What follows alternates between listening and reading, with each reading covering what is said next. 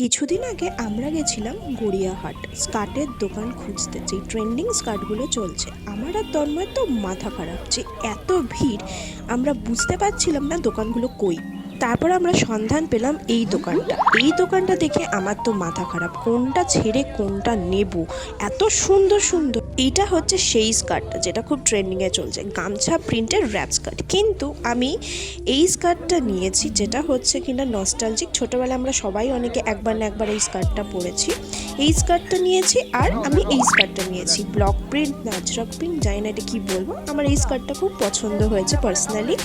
এই দুটো স্কার্ট নিয়েছে আমার 500 টাকা, একটা 250 করে।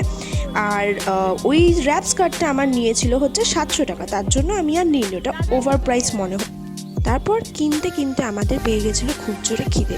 আমরা ভেবে রেখেছিলাম হাতারিতে যাব, যেটা কিনা ট্রায়াঙ্গুলার পার্কে। তারপর ওখানে গিয়ে আমরা ওয়েটিংয়ে ছিলাম। ওয়েটিংয়ের পরে আমাদের দুজনকে ডাকে যে সিট খালি হয়েছে। ওপরে গিয়ে আমি একটু ন্যাকামো মারছি ফটো তোলার জন্য, কিন্তু একটাও ভালো ফটো ওঠেনি। তো ওখানে গিয়ে আমার অ্যাম্বিয়েন্সটা খুবই বেশি ভালো লেগেছে। এটা হচ্ছে হাতারির ভিতরের অ্যাম্বিয়েন্সটা। আমার মনে হলো ভিতরের অ্যাম্বিয়েন্সটা যেরকম ব্রিটিশ রয়্যাল লুকগুলো হতো রাজার বাড়িতে, সেরকম আমার মনে হলো লুকটা হয়। তারপর আমরা জায়গা পেলাম, জায়গায় ওখানে গিয়ে বসলাম।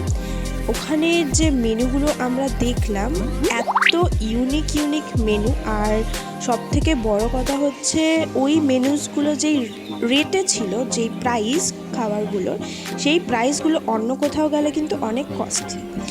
আর এখানে আমি কিছু গ্লিমস দিয়েছি মেনু ছোট্ট করে, যদি মনে হয় আপনারা পছন্দ করেন তাহলে সেটা স্ক্রিনশট মেরে দেখে নিতে পারেন বা পজ করে।